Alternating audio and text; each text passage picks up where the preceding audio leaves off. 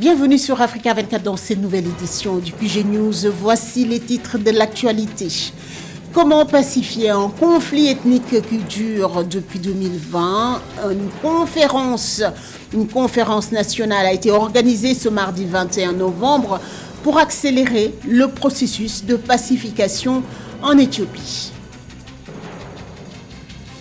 Négocier la dette, c'est ce que souhaite le continent africain. Le président de la Commission de l'Union africaine, Moussa Faki Mahamat, a plaidé en faveur d'une négociation lors de la conférence du G20 dans la capitale allemande à Berlin ce mardi 21 novembre. Vous l'entendrez dans ce journal.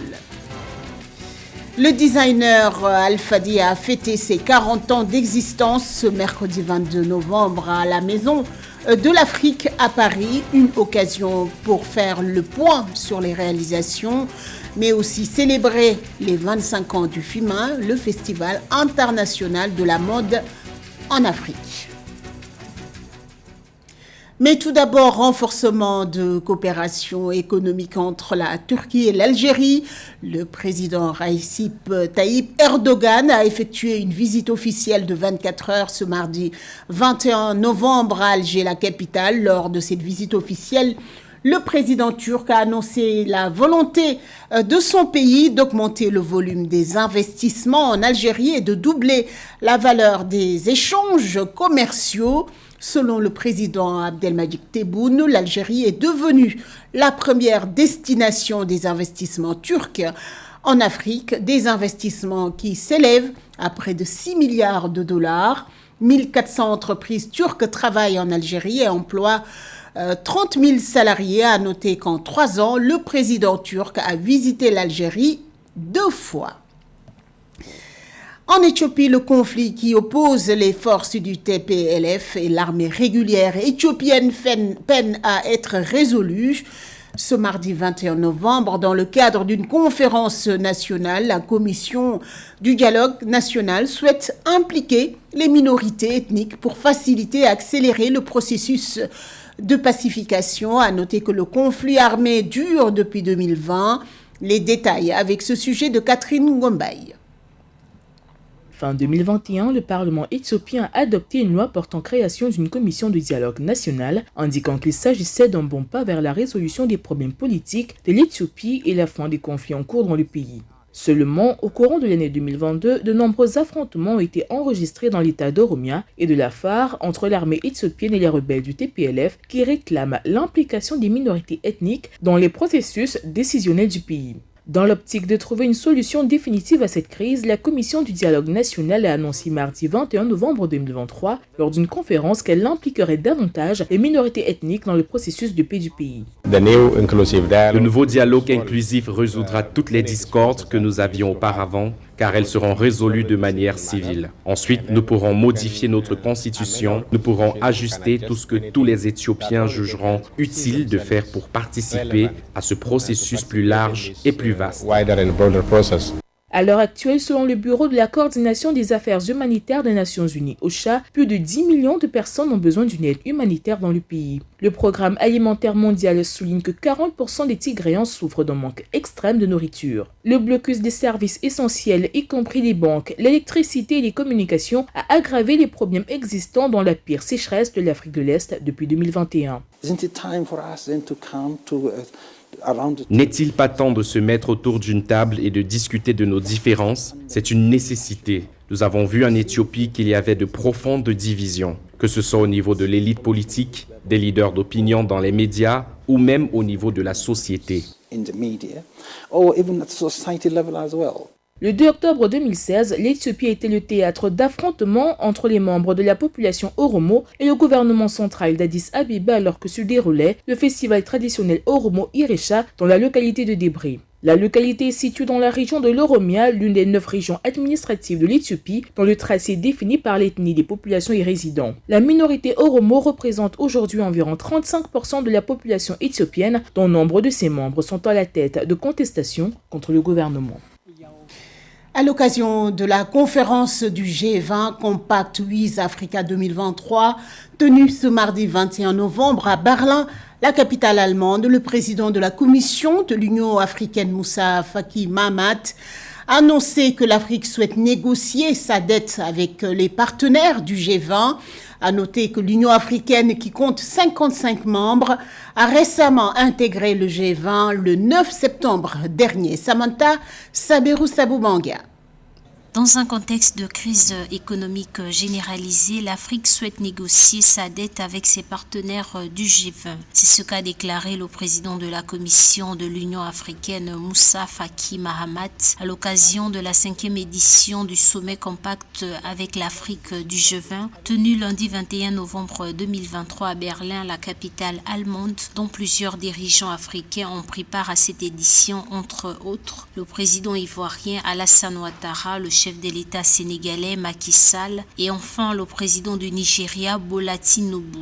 La question de la dette, effectivement, est une question importante. Maintenant que l'Union africaine est membre du G20, je crois que nous aurons cette plateforme de discuter avec l'ensemble de nos partenaires sur la question de la dette. D'abord, les taux sont très élevés. Il y a un narratif très négatif sur l'Afrique. Les notations ne sont pas justes, à notre avis, ce qui surenchérit les taux en matière d'investissement.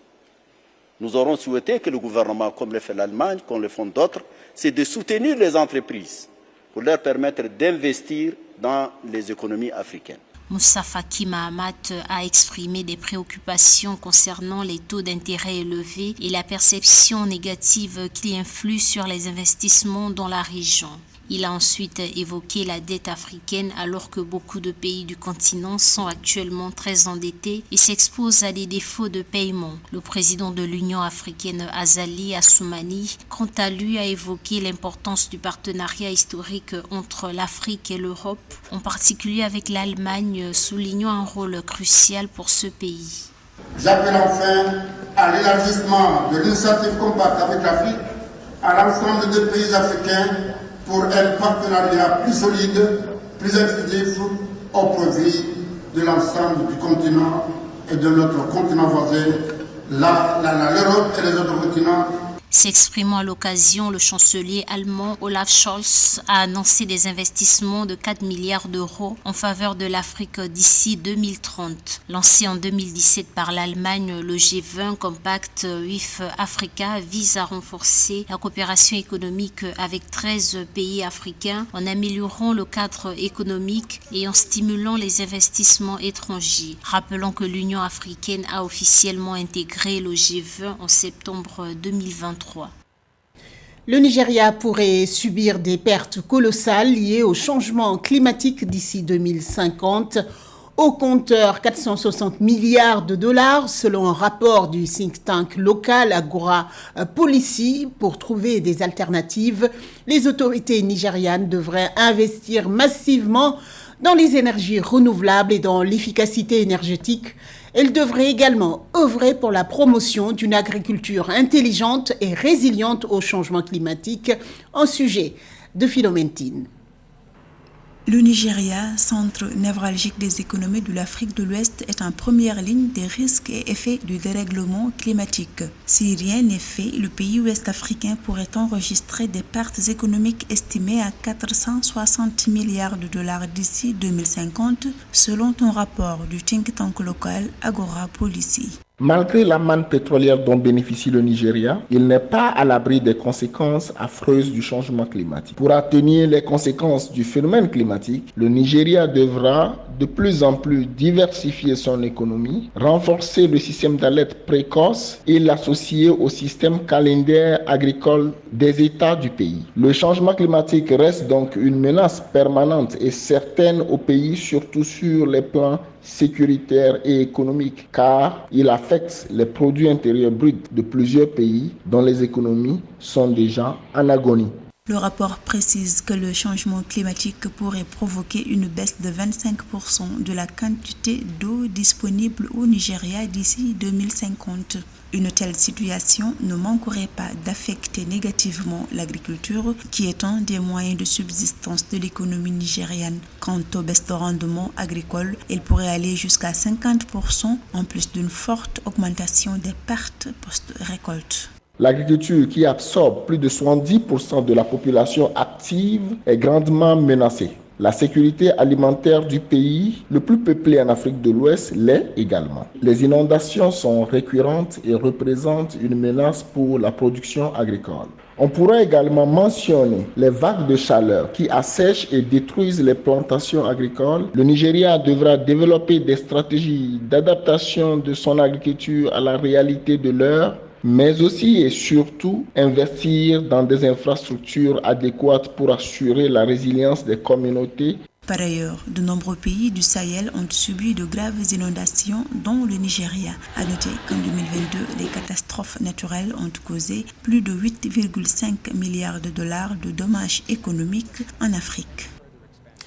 40 ans d'existence, d'excellence et de savoir-faire africain, l'homme aux ciseaux d'or, le magicien du désert Al-Fadi a fait son chemin dans la mode ce mercredi 22 novembre à la Maison de l'Afrique à Paris, entouré de ses proches et des professionnels du métier. Il a célébré son travail de tailleur de tissu, connu sur tout le continent, mais aussi à l'international. Une occasion pour le designer de renom de faire le bilan, de parler de ses projets, notamment le FIMA, le Festival international de la mode en Afrique qui fête ses 25 ans. Reportage de nos envoyés spéciaux Lise Elsie Akizimana et Kamesh Katapoulé. Where are the African gods? Célébrer les 40 ans de la Maison Al-Fadi, c'est fêter les 40 ans de créativité, de la beauté, de l'industrie de la mode africaine. C'est aussi donner une dimension textile à la bijouterie. La Maison Al-Fadi, c'est la haute couture, prêt-à-porter, cosmétique. Qui dit Al-Fadi, dit aussi FIMA, ce festival international de mode en Afrique, qui célèbre en même temps ses 25 ans d'existence. Le bilan des 25 ans du FIMA est un bilan positif. 15e édition qu'on va fêter bientôt. On a fêté la 4e édition au Maroc, dans le cadre de Rabat, capitale des cultures africaines. Le FIMA fête l'Afrique, le FIMA fête la créativité et la beauté, le FIMA fête l'amitié et surtout la paix. Al-Fadi élargit maintenant ses champs d'action. Il fait des parfums, des cosmétiques et signe même des tableaux et bientôt du café et du thé. C'est tout naturellement que la Maison de l'Afrique lui a ouvert ses portes pour célébrer ses 40 ans de carrière et les 25 ans du FIMA. La Maison de l'Afrique, qui est un lieu de promotion de l'excellence africaine, a ainsi mis à l'honneur le pionnier de la création de vêtements et de mode africaine. Moi, je suis vraiment amoureux de montrer ce que l'Afrique a de beau, mais de montrer aussi que l'Afrique peut construire dans la durée des choses qui fonctionnent. Donc d'Al-Fadi, j'ai ce regard-là. 40 ans de carrière, 25 ans de FIMA, toujours aussi énergique, créatif. Alors, moi, c'est ça qui me séduit et c'est ça que j'ai envie de véhiculer comme message à l'ensemble des afro-descendants en disant « Croyez en vos rêves, vous pouvez les réaliser, mais longtemps. » Le chocolat Angelina vient de la Maison de l'Afrique. Al-Fadi se prépare pour le lancement du premier café Al-Fadi à Abidjan, en Côte d'Ivoire. Il prépare également la 15e édition du FIMA, le Festival international de la mode en Afrique, qui tournera cette fois-ci autour de la femme et de l'art contemporain. La femme est en effet au cœur de plusieurs projets d'Al-Fadi, notamment cette école à Niamey au Niger, qui s'ouvrira avec 70 jeunes filles, un projet accompagné en partie par le Fonds des Nations Unies pour la population. Signalons également que 4 pays ont demandé d'accueillir cette 15e édition du FIMA. La pratique du vélo comme moyen de sensibilisation, le Sénégalais Bamba Junior Ndiaye lance un pari fou, faire le trajet de Paris à Dakar en vélo. Son objectif à travers ce projet est de sensibiliser les jeunes sur les conséquences de l'immigration clandestine et des risques que comporte ce voyage. Un sujet de José Douglas. Bamba était salarié dans une société française basée au Sénégal en tant qu'animateur. Il a profité pour effectuer un stage et se former dans la mécanique auto, spécialité poids lourd et carrosserie. Diplômé dans l'ingénierie, du son et de la lumière, il décide de quitter son Sénégal natal à l'âge de 25 ans. Très marqué par l'immigration irrégulière des jeunes Africains, il veut les sensibiliser en réalisant à vélo en 2022 Paris-Dakar en 49 jours, puis en 2023 en 73 jours, toujours à bicyclette. Il lutte également pour la protection de l'environnement. D'abord, c'était pour sensibiliser pour la jeunesse africaine, tout ce qui concerne l'immigration. Donc les jeunes qui prennent des barques pour venir en Europe, le but c'était ça. Et en partant de Paris, je ne savais pas où est-ce que je mettais les pieds, donc c'était une découverte pour moi. Je partais du jour au lendemain découvrir tout ce qu'il y avait sur la route. Mais avant de reprendre la route, j'ai beaucoup réfléchi parce que j'ai laissé 1 an quasiment passer avant de reprendre la route, bien travailler le projet et tout ça. Donc j'ai fait 73 jours pour plus de 8000 km. Ancien joueur de foot dans le club de Petite Côte à Bourg, il s'est installé en France où il a pratiqué l'athlétisme, à l'Entente des Moges, à Cholet, puis à la Clame de Chartres où il vit en ce moment. Il veut réveiller les consciences grâce à son association Route de la Soif et de l'Espoir.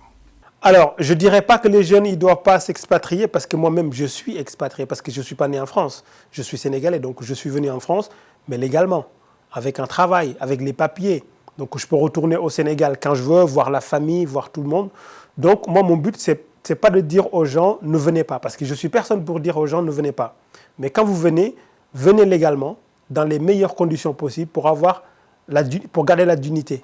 Bamba Junior Diaye nourrit beaucoup de projets, et notamment pour le mois de janvier 2024, où il compte organiser une compétition de VTT à la Somone, au Sénégal, non loin de Saly, avec la participation de 300 à 400 personnes. Il se bat aussi pour la préservation de cette station balnéaire qui dispose d'une mangrove classée au patrimoine de l'UNESCO. Bamba a 38 ans aujourd'hui. Ce journal a été réalisé par l'ensemble de la rédaction. Merci pour votre fidélité. Dans un instant, une nouvelle édition de l'information sur Africa 24.